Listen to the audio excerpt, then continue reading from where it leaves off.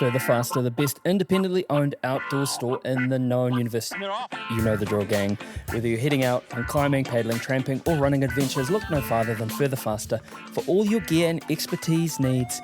As the days get shorter, the nights get longer, and the adventures get colder. Head over to 57A Buchan Street, Sydenham, Otutahi, Christchurch, or hit them up at furtherfaster.co.nz. You will thank us. Do it. It goes something like further, faster, there in Christchurch. Rocky is hairy and so is Badger. Jules is nice and Jacob is delicious. Go to further, faster now. Oh, further, faster, there in Christchurch. Rocky is hairy and so is Badger. Jules is nice and Jacob is delicious. Go to further, faster now. Dirt Church Radio. Episode 365 of the Dirt Church Radio Trail and Ultra Marathon Running Podcast. No mai hoki mai. Welcome. My name's Matt Raymond, and I'm running solo again this week with the gang off for Easter Monday. This week, we bring you an amazing conversation. Ali spoke to Annie Hand, who's a Blue Mountains local, recently took second place at the 6-foot track marathon. She's run UTA miler and is in for a lap round the Maunga at UTMB in 2026. Annie loves outdoors adventures and should be employed by Destination New South Wales for showcasing the Blueys in all their glory on her Instagram. But before we get to that, we'd better do this. It's the greatest run ever. It's the greatest run ever. Greatest run ever, which is the part of the show where we ask you to write into us and tell us your greatest run ever. Now, this doesn't have to be a race or a mountain summit. It might just be a lap round the block, something that's sung to you for some reason. Send them in to us at dirtchurchradio@gmail.com. Now, we're getting a few through, but we would like some more. So please, if you're thinking about, if you've had it in your brain for a long time, we get that a lot. People come up to us, I'm not sure I'd like to, I'm thinking about it. Just do it. Put pen to paper. Send them in to us, dirtchurchradio@gmail.com, and we would really appreciate that. And you can read them on the website too, unabridged. Now I've been on a bit of a Peter Fitzsimmons bender at the moment, boning up on my Australian history. And this is narrated by Charles Bosveld. He says it's narrated by Charles Bosveld, a.k.a. Trev Bosveld's brother. And this is, I've just had a quick scan of them because, we don't read them before we read them. And this is full of some amazing Aussie vernacular, which I can't wait to get into and which I've been absolutely loving in the Peter Fitzsimmons books. Right, so this story comes from 4 years ago when my brother Trev and myself entered a 200-mile race. Our race plans were totally separate, our crews were separate, but our goal was the same, to finish the race and finish happy. At the start line, we took some selfies with each other, we shook hands and made a deal that if towards the end we were still close to each other, then we would finish the race together. So we set off with the pack, and as the hours went past, the distance between us got further and further apart. We both had our issues, but by the halfway point, it looked like I would never see my brother before the finish line. He was running strong and according to his plan. I had stomach issues, sleep deprivation issues, and just general soreness. This particular race is called the Delerious West, and back then it was held at the peak of our heat in the southwest of Western Australia. So during the day, to minimise damage, a lot of us would run-walk, and during the night, we would run faster. Getting closer to the end of the race, as in about 80 kilometres to go, I'd say Trev would have been 20 or 30k ahead of me. And I remember clearly at one of the aid stations asking how far ahead he was. The response was, "Charles, don't even bother. He's nearly finished." Well, that gave me a mission. If I couldn't catch up to him, at least I'd try. So as the aid stations went, my pace picked up, and my goal was just to tick off a little more at a time. Every station a little closer. Our crew didn't know it at the time, but Trev was just starting to have major problems and was only just managing to leave the aid stations just before my crew got there. It wasn't until the second to last aid station that we found out how bad a shape he was in. I set off with my own pace with the thought that maybe trying to catch up to him. About 2k from the last aid station, my pacer Laura and myself saw some headlamps ahead of us on top of the hill, and we thought no way that could be Trev and his pacer Courtney. They turned around and saw our headlamps, and they thought the same. No way can that be Charles and his pacer. Now this is where, he writes, the story becomes emotional. In those last 100 metres of catching up to him, my thoughts were mixed. Do I stay with him and walk it in? Obviously he was now down to a crawl. Or do I carry on and aim for a podium? When we caught up to him, I told him I was going to stay with him to the end. He grabbed me, looked me in the eyes and said, "No, you've run this hard to catch me. You've got to finish strong." We knew that Big Kev, and BK is another one of our mates, and I hope also for the record, that there is a small Kev and a medium-sized Kev, but Big Kev, he was the person in this race. Big Kev was chasing us down. You get back on the trails and you take it home strong. So that's what I did. At the next aid station, which is about 18k from the end according to the course, I had a changeover of paces to my wife Tamala. I'm so super proud of her because this change wasn't in the plan, and this was a distance longer than she'd trained for. She swapped packs with one of my other paces and we set off. Because I'd pushed myself so hard the last 60 to 80 kilometres to taste Trev, my morale and energy were gone. She really pushed me for the next supposed 18k, which ended up being about 22k to the end. With her sleep-deprived brain from being both head crew and pacer, she kept on imagining that Big Kev was right behind us, the phantom of Big Kev with his long legs about to climb over the top of us to get to the finish line before we did. Big Kev did actually catch Trev with less than a kilometre to go, taking fourth and leaving my brother with fifth. So there was Trev and Big Kev in an epic battle to the finish. A ding-dong. My emotions were like riding a roller coaster during my first 200-mile race. I'd suffered and managed to overcome many problems, overtake some of my best mates, as well as finish with a third position. Trev had gone on to podium and plenty of milers since then, but in the history of the Bosveld brothers, I will always have this one over him. Thanks for reading. Charles Bosveld, Western Australia. Perfect. What a battle. What a battle. Amazing. Send in your greatest runs ever, dirtchurchradio@gmail.com. Please, please, please. We would love to hear from you, and we love reading them out as well. So yeah, do it. Dirt Church Radio. Right, let's get on with our conversation with the epic Annie Hand. I would love to put a big Dirt Church Radio welcome to the amazing Annie Hand from Wentworth Falls. Hi, Annie. Hi, Ellie. How are you? Good. How are you going? Yeah, really good, thanks. Yeah. What's been happening this morning? Well, just at work. We've got our own business at Wentworth Falls, a tile and bathroom shop. So I'm just taking some time out to talk to you, which is so lovely. The joys of working for yourself, hey? Yeah, that's right. It has its benefits. Yeah, exactly. So you've had a pretty big year already, and there's still more kind of in the works, isn't there? So recently, what is it now, 2 or 3 weeks ago, 6 foot track? How'd you go there? Oh, I loved it. It was, it's the first time where I feel like everything just came together, all the training, it just, I felt amazing throughout the entire race. I was so happy. Came second, And second female. yeah. Steph Austin was first, and another local legend here, Zara Levitt, she came third. And it was. I had to pinch myself when I was standing up on that podium, I have to tell you.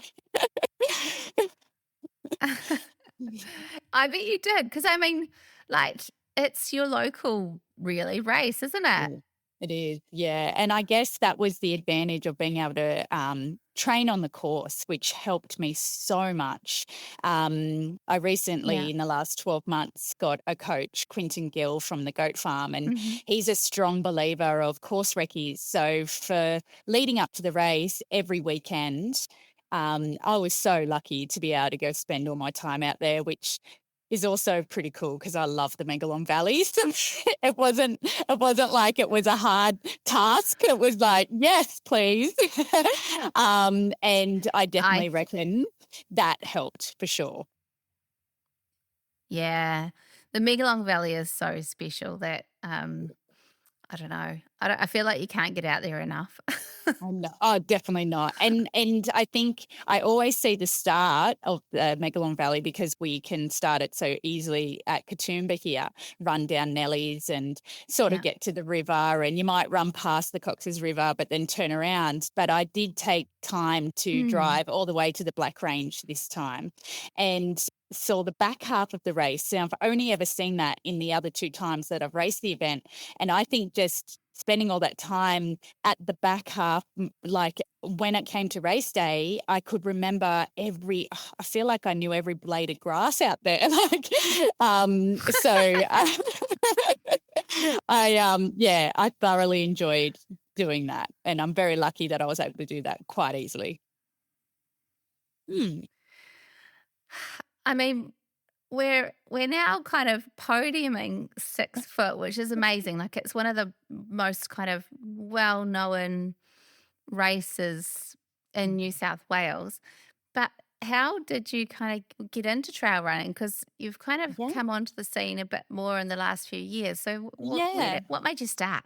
Oh, well, I mean, as a youngster, I loved cross country, did that a lot. And then went through my teens, probably stopped a bit. And then after I had my kids who are now 19 and 17, when they were a bit younger, for exercise, I would put them in the pram and run them around our local river, which was just a flat sort of 6.5K loop. And then one day my brother said to me, I'm training for this UTA 50K Ultra Trail Australia 50 kilometres. And I'm like, what's that? So he took me up into the mountains. And as kids, we used to always bushwalk. My older brother, Dave, and middle brother, Tim, and mum and dad would take us up on the train and we'd go bushwalking in the Blue Mountains. So there was always a nice connection there. And then Dave, when he was training for his 50K, I would just join him on training runs. I think the first place he took me was Lockleys Pylon, and it blew my mind. I fell in love straight away. I was hooked. And I have a pretty addictive personality. So once I'm onto something, I'm 100%. And since then, it's slowly been signing up these events. At first, it was just to finish them. Obviously, lately now, I want to try and do as best as I can. And it's getting a little bit more competitive, but it's always been a bit in my nature anyway. So... So how do you temper that then? You know, like if you, because this is quite common in running for people to have these like full on kind of type A personalities where it's all in. So how do you temper that and keep yourself healthy and, you know, like manage that all in personality? Well, that is a great question, Ali, because I did probably about 18 months ago, I wore myself out because I did throw myself into training and I actually became extremely iron deficient and knew nothing about needing to fuel. So this is before I got a coach and I was just getting out and doing. I thought that the more Ks you did, the better you got. But I quickly discovered you can deplete your body so much. So I had a bit of a rude shock, December 2024, and I think my iron was 2 and my ferritin was 3. And the doctor said, yeah, you shouldn't have ran 100 Ks at Kosciuszko that year, which I can now say that was probably my hardest ever, where I was determined to finish, but it was basically crawling over that finish line and something had to change. So I got an iron infusion and then contacted a nutritionist, and she's local to me and has been instrumental in getting my iron back up. Now it's not an issue. I eat heaps more, and I think that's the biggest thing. I don't hesitate to have all the carbs that I can get to fuel my body for what I'm demanding. And then it was getting a coach. And he taught me that by having a schedule that he obviously provides to me every day, having recovery day, doing runs that are more zone 1 and 2, not always going out there and thrashing your body. And I think that has definitely helped in this last 12 months for sure. Yeah. Having those voices of reason, hey? I know. I needed a coach to tell me to sort of slow down rather than like, you know, like I think he knows that whatever he gives me to do, I'll do it. So it's about, he has to pull me up every now and then and say, hey, you probably did a bit too much this week, like hold back. And it's nice to have that voice of reason. Yeah. You know, like I always see stuff from on the Ask Roz page for the Blue Mountains. So she's got a page that kind of is like a a guide to the Blue Mountains, and I always see her celebrating you on there. They're such lovely what is supporters. the best thing?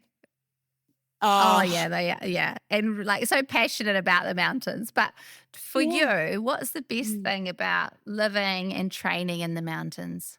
definitely the people. Like, we have got such a lovely community, and I'm sure every area has them.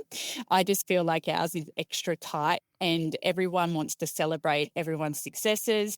And whether that's you're at the pointy end at podiums, or you are just trying to achieve your longest further trail run, I've connected with so many, particularly females, reach out lately, and they have a sort of a goal in mind, and they've been asking me my advice, and I say I'm no expert, but this is what I find helps. And I've had girls ring me while they've been out on the trail lost, and I'm like, I'm probably the last person to ring when you get lost. But I was able to navigate her via FaceTime to the top of Ruin Castle. And yeah, it's moments like that where you can just connect to these people so easily. And of course, we've got the best backyard, I think. It's pretty special. It You is. know, like I think it's cool to see you doing things like Mount Solitary and Ruin Castle and getting out to some of those more wild, kind of adventurous places in the Blue Mountains. What are your favourite runs in the mountains? Definitely Ruin Castle. I'm pretty much there at least once a fortnight if I can get out to Ruin Castle. I love a sunrise at Ruin Castle. I've got an extreme soft spot for Megalong Valley. Like I said, I fell in love in the Megalong Valley, and I think I will always go back to that place. That's why 6 Foot was extra special to do well at, because I feel like it's a place that's so close to my heart. Always love a Narrow-neck run, and there's something about Mount Solitary as well. I think the fact that you can see it from nearly every lookout from this side of the mountain, and it is, you know why it's Mount Solitary, because it's just out on its own. It's funny because I always thought that once you climb up Mount Solitary, it would be flat on the top. And it would just be like a nice, easy run. And it's so not. And then when you look at the profile, I'm like, what was I thinking? Because it's not flat. I've got Mount Solitary Ultra coming up, actually, first time that I'm competing in that. And cool. yeah, I can't wait. That'll be a nice run leading into UTA. So I'm looking forward to. Yeah, it's going to be different to 6 Foot. I feel like 6 Foot was really runnable. This is going to have a lot of hiking and climbing, but I do feel like that is a strength. So hopefully I can do well in that race. Well, we'll be crossing our fingers for you, Annie. Thank you. So, you know, like last year you did the UTA miler. Oh, yeah. And were you top 10? 11th. 10th place, female. 11th. 11th. 11th, and second in my age category, which was super exciting. I approached that race I had no idea about that distance. I'd raced a couple of 100K races before, but I thought if I was going to give it a try, in the Blue Mountains was the place to do your first miler for sure.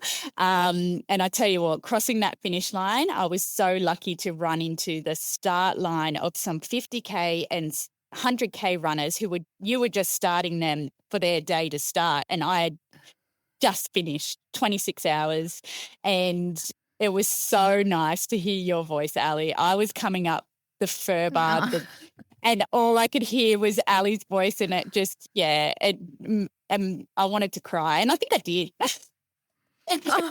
It was so special, and I think the fact that I got it done and felt really, really good at the end of it, I knew that these longer distances were they for me. I loved them. I loved it.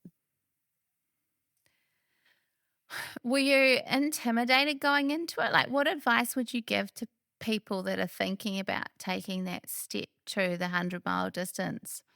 Definitely, as I said before, if you can get on course wherever your mile is going to be, breaking it up was what I did. So I was lucky that it was so local. So I would train each section of the course, and I treated the day as a checkpoint to checkpoint, and little wins. Like, I was so nervous. I think I told you this on the finish line. I was so nervous about that down Perry's up Lockleys climb that when I did get to the top of Lockleys, I just felt so good. And I had a long way to go. I think that was about 100 and only 20 Ks, so about 140 to go. And I was so happy that I got to the top of that climb, and it was like a checkpoint. Okay, that bit's done. Okay, what's next? Let's get to the hydro. And then from the hydro, let's get down Narrow-neck. And just being able to know these sort of places that I'm they're my checkpoint. That's all I have to do, rather than think of it as a whole big race, was just one checkpoint to the next. Having paces, oh my gosh, that was so good. I was so blessed to have 3 extraordinary paces, and they lifted me when I needed it. And I'm so happy that I had those 3 guys that I train with. So we know each other really well, but they were so good at getting me home, and they each brought something different. And I think that's important.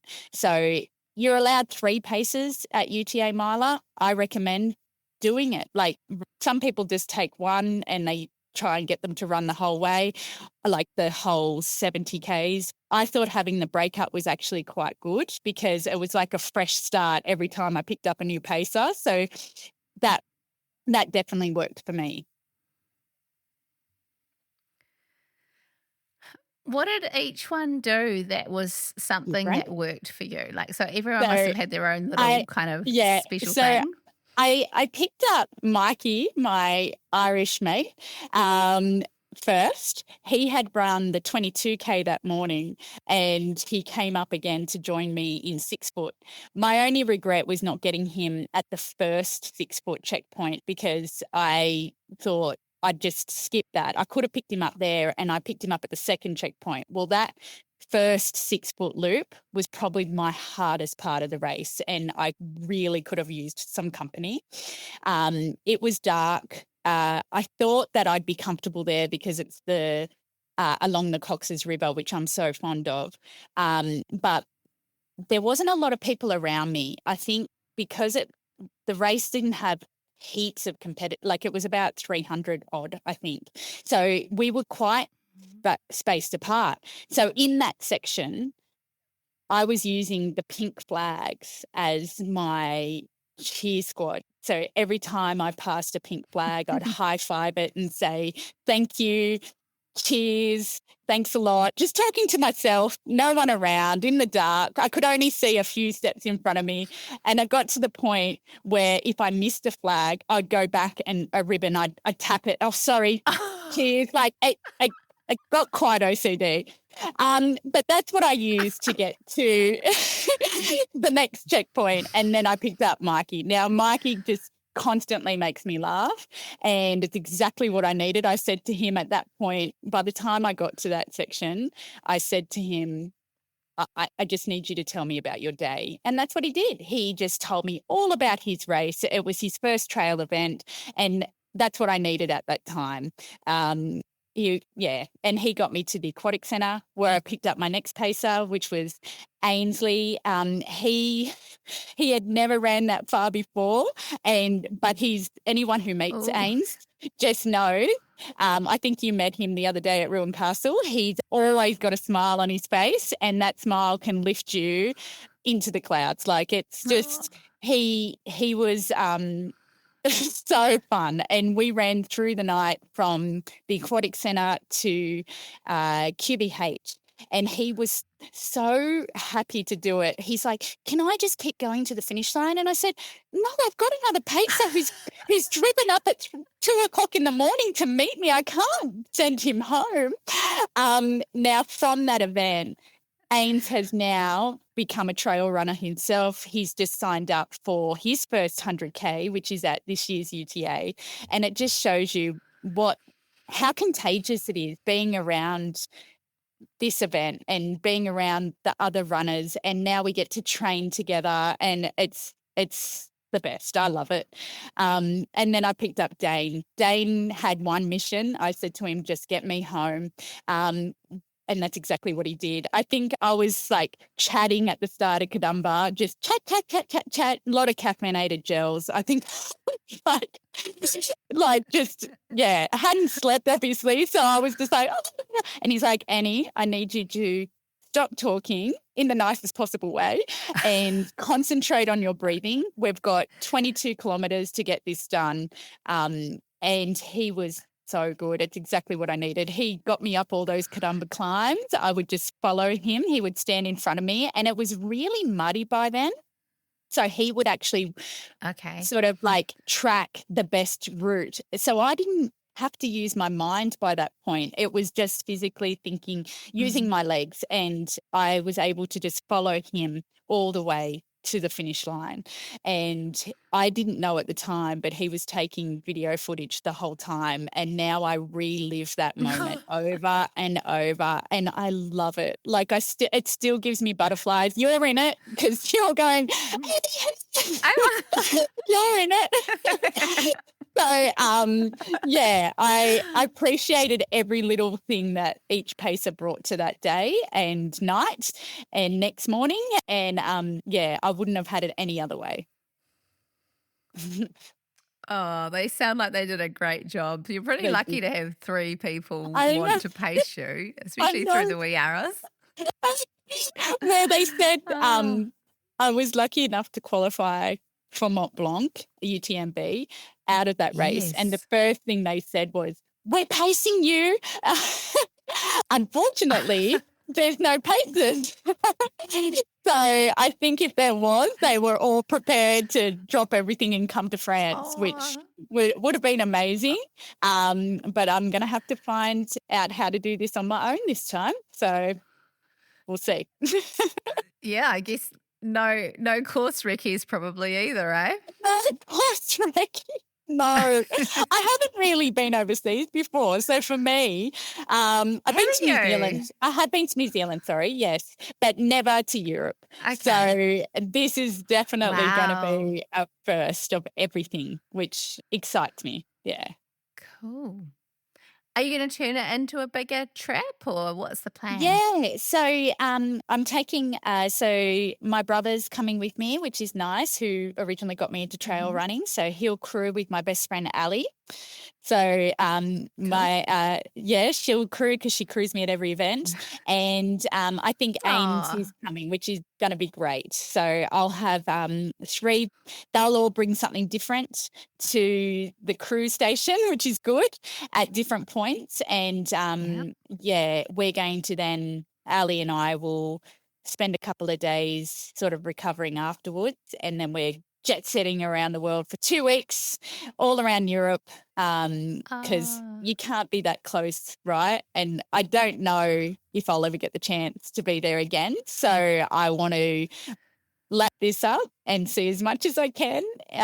So I'll be away for 3 weeks. Yeah, it'll be pretty special. That is so exciting. That's so cool. Yeah.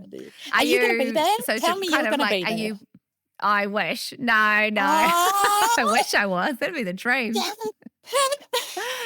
That would be the dream. It's so beautiful over there. You're in for such a great time. It's a pretty amazing event and vibe, and the scenery is just next level. And then you add in all the delicious food and wine and stuff like that too. So it's going to be, it'll be good. I do have FOMO.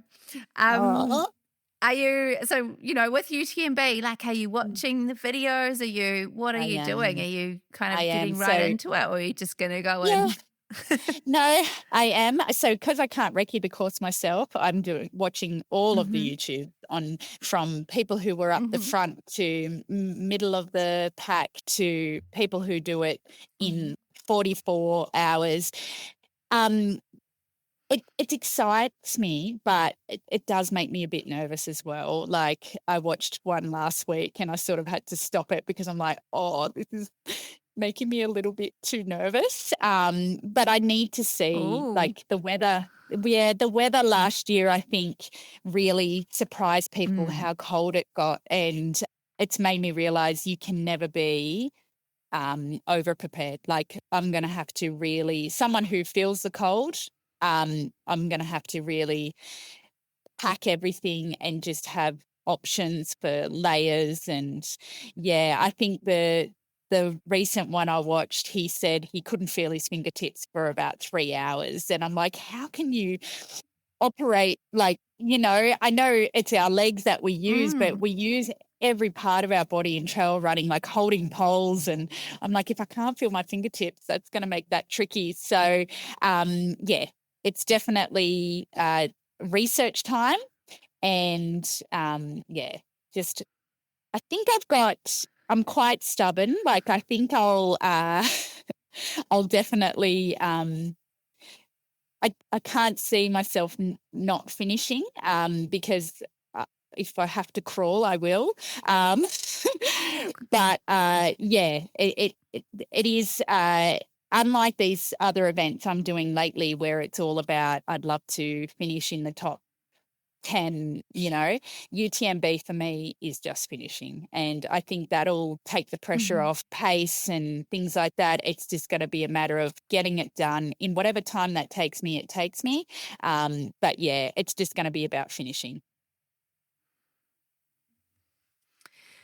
One thing that I think is your trademark is your great big smile and joy that you bring to your running. Like, how do you bring that joy to your running, even when there's kind of that performance side to it?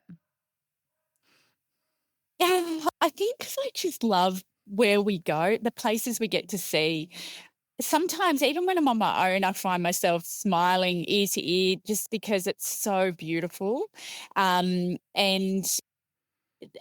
running into other people, seeing them doing something hard and feeling good about it, the way it makes me feel when I finish something hard, I love it. And I feel so lucky that I can do it when there are so many people that are unable to. So I've just got to keep appreciating every moment that I get to spend out there doing something that I love so much.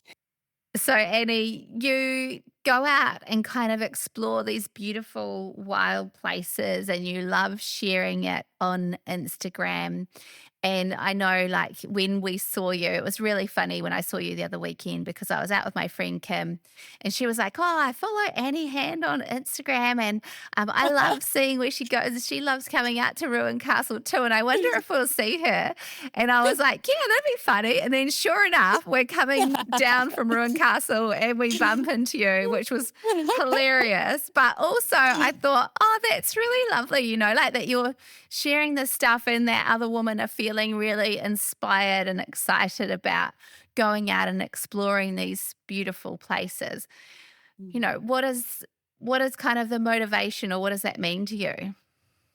That's when your friend actually said, I follow you, I was like, and it's such a nice thing to hear people say that they're enjoying what you're doing and giving it a go themselves.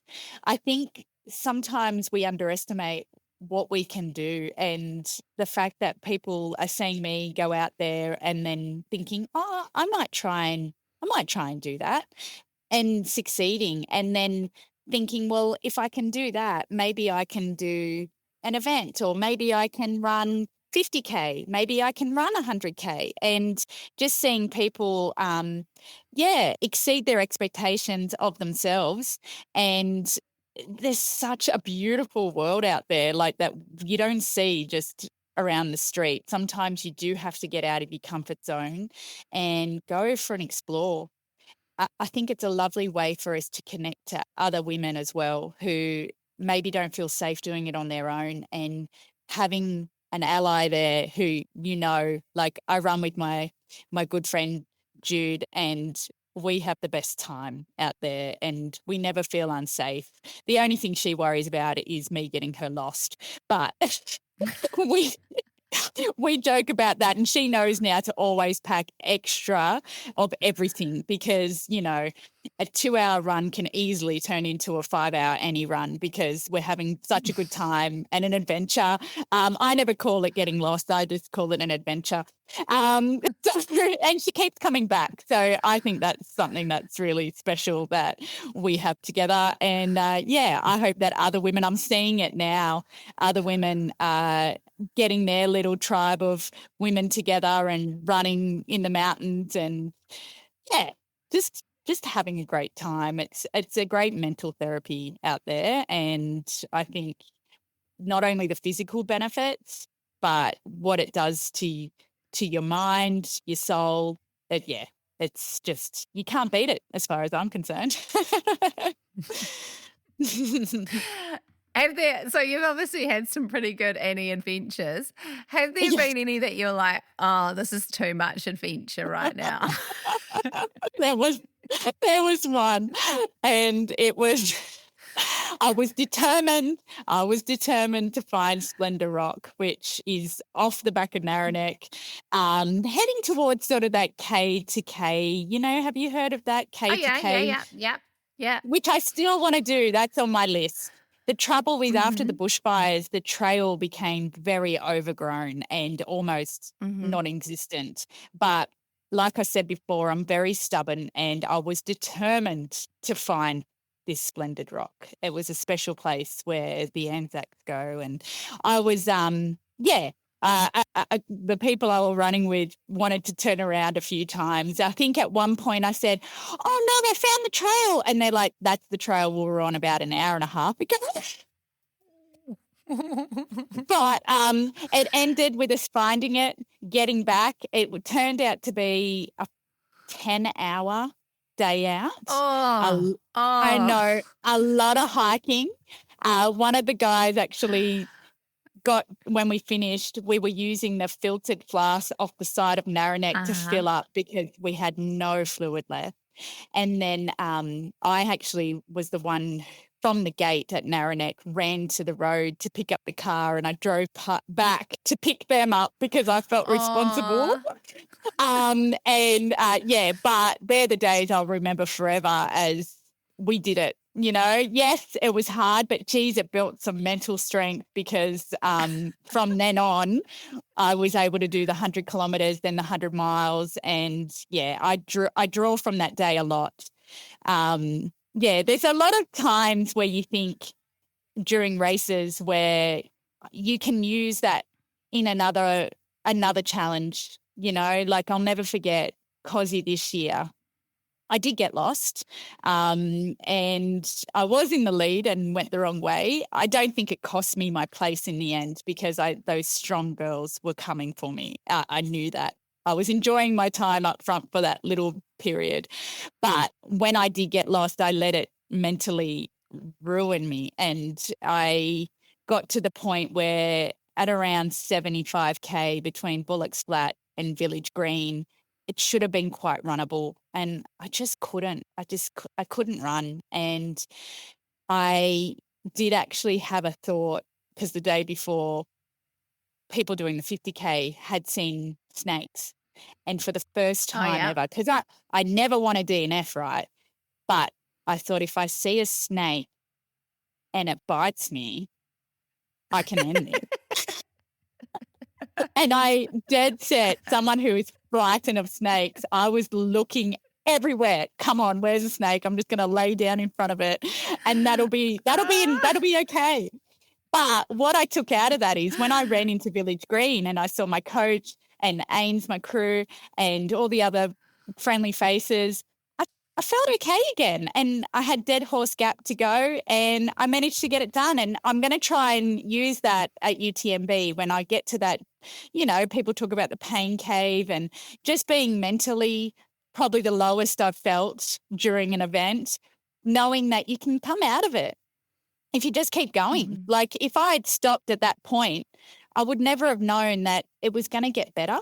And I'm so Mhm. glad that I kept going and realized that, yes, you can have a low point, but you might feel better again and be able to finish it. And I finished in 5th place, which, it didn't feel like first, but it definitely, when I think about it, top 10 at COSI, I'm elated. So yeah, I'm Yeah. happy.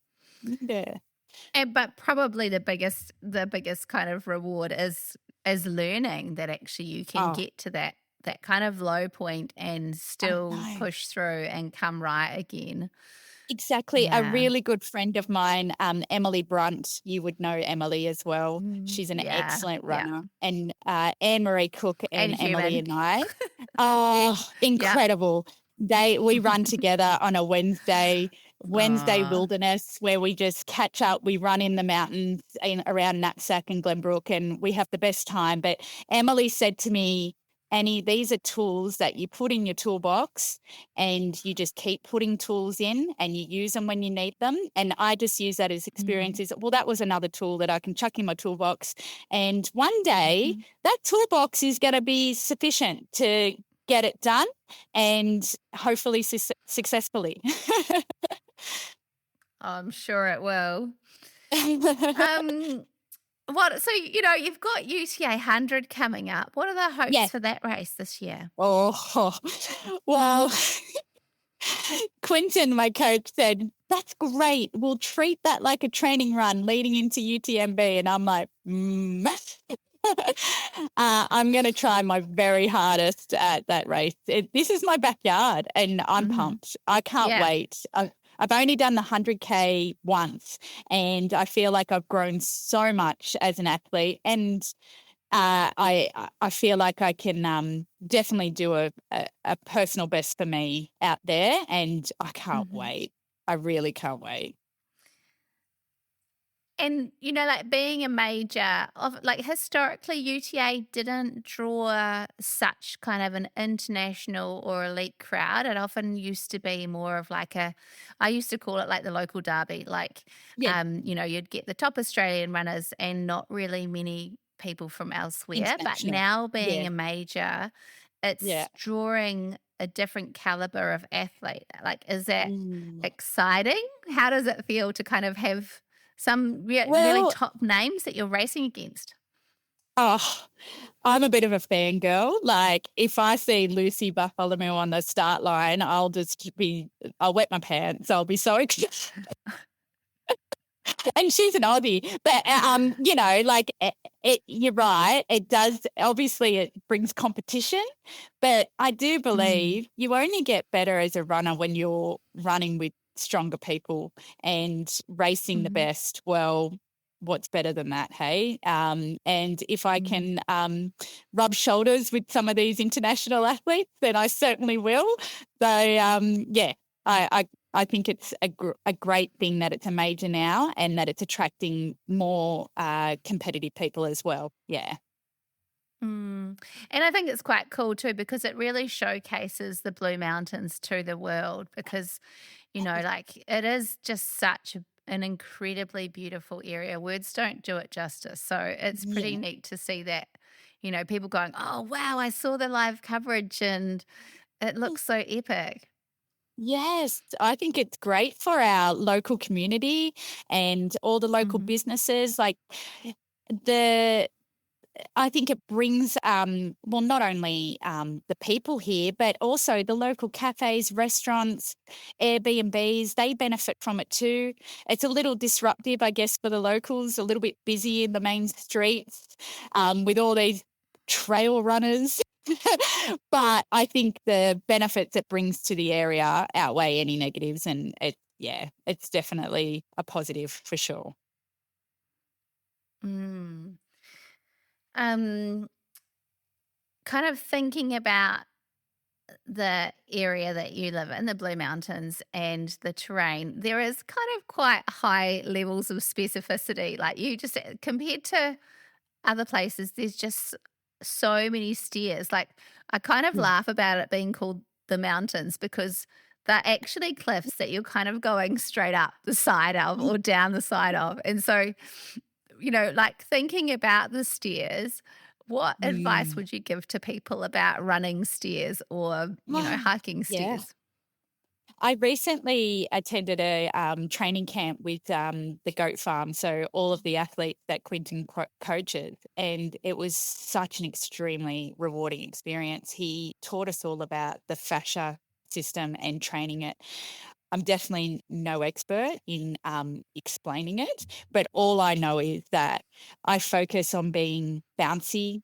I think of myself as being elastic. I practice stairs regularly. You can never get enough of being out on the course and practicing it, like I've said, but also practicing stairs can be things like pogo jumps, skip rope, single leg calf raises, things that you can do like a spring-like structure. So you're bouncy. And I used the fascia system training for the first time in the Wentworth Falls 16K race, and it had so many stairs. And I did come first female in that one, which was really rewarding, but I had a lot of males around me and they were like, what are you doing? Because I was sort of just taking my time up these stairs, but running consistently, not stopping, standing tall, bouncy, light. I thought of myself like a fairy or stepping on what are those things called that fall in the water, like a leaf where I can't stand on it for too long because it'll sink, and Okay, yeah. and what it meant for me when I got to the top of those staircases, I didn't have any lactic acid. And it was incredible feeling because in the past I've tried to go up these stairs really fast, do double stair jumps and sprint up this staircase. And then I couldn't run at the top of it. I was gassed. Whereas when I did it in that race and also in 6 foot, I noticed it big time at the top of Blueys that I could just run. As soon as I got to the top and I was on the flat, I had all this power still in my legs and I didn't have the fatigue that I'm used to having. And I put it all down to training your fascia. And I've been told that once you can train that, you never lose it. So it's one of those things that once you train your body to use it efficiently, it's something that down the track you'll always have that. So I'm really concentrating on that.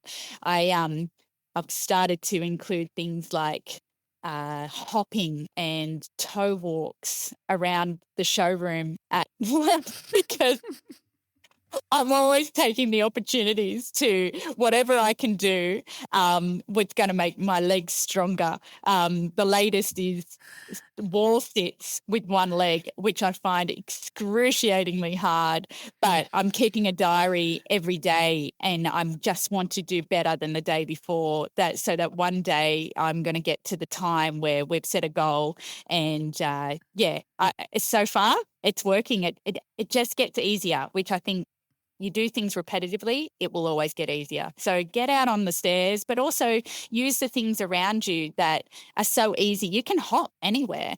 Like people might look at you funny, but you can be anywhere and start skipping and hopping and so that would be my advice. I'm imagining you stacking up the tiles into little staircases around the shop. I have been known to do some unusual things in that shop, believe me, and trying to keep an eye out for when the door opens, but I've been busted many a time doing a glute bridge or something. Luckily, a lot of the locals, I know a lot of the locals know me now and they're like, oh, yeah, you're just training. That's Annie's thing. She's just That's doing my her thing. Yeah, that's right. Oh, too good. Thinking about that, do you do any other strength work? Like you're yes. obviously kind of doing, yeah. Yes. So this is also something that I've recently introduced a lot more of, and it's targeted strength training. Not using extremely heavy weights, but slowly I am getting to higher, like sort of fewer reps with heavier weight, and that seems to be helping.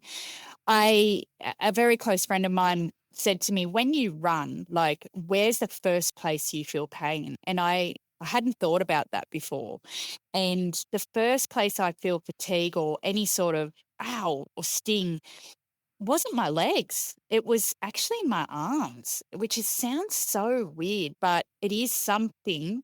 And that's what you work on. So wherever that pain is, you work on that. So for me, it's all about upper body strength this month. I'm concentrating on my arms, my lats, everything like that. I'm doing rowing, and I hope to build strength there, so that then there might be another area I identify as needing work. But I think targeting where hurts first and where you feel the fatigue first is the best way to do your strength training. And it doesn't have to be super heavy weight. Some people just use their body weight in strength training. But yeah, I've got little hand weights at the shop as well. So I try and fit that in every day. Of course, And there's always tiles. There's always tiles. I was thinking that. I was like imagining you with some tile stacks. What do you think? Like, so you're obviously like really looking at the big picture to get some performance gains. Where do you think your next kind of unturned stone is? What's the next thing that you think, oh, I really need to work on that? Yeah, definitely my strength, like we just spoke about. I did a bit of testing with my coach in the goat shed this last week. We did lactate testing, which involved running on a treadmill. He would test my lactate through the blood every 3 minutes and we'd slowly get faster. That identified my zones and where I should be training, you know, using that information. And that was pretty spot on to what we already thought I was at. But then we did this testing on my strength, and some areas I exceeded expectations. Apparently I'm good at calf raises, never knew that. But yeah, that was great to hear. But there were so many areas that I can work on. Something as simple as standing on a block and jumping down and then springing back up. And I thought, that's easy. That's not hard.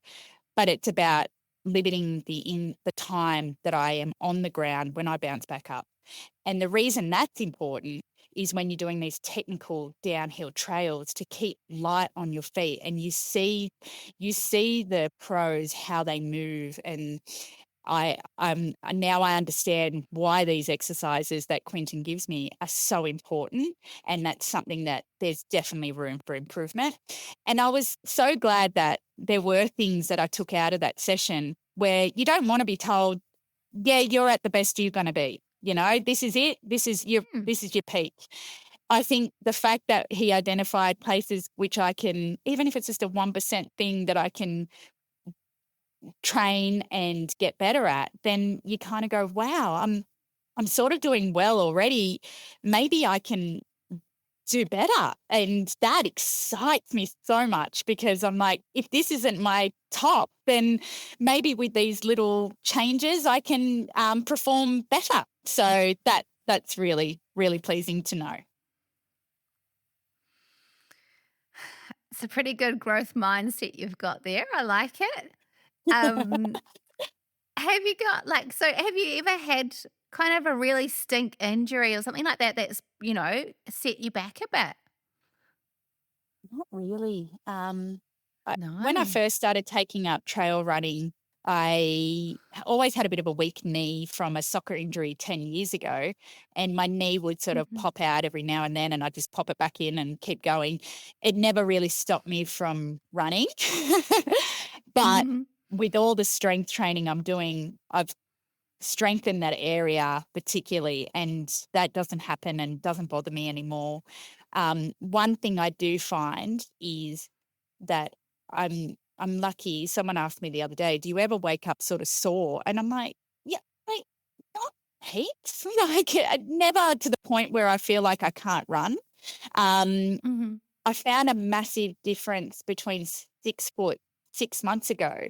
I raced that really hard, and I probably felt sorer from that race than I did after the miler, which is a big difference in distance, but just the amount of effort I put myself through, And this year I managed to race it even harder, but I think smarter.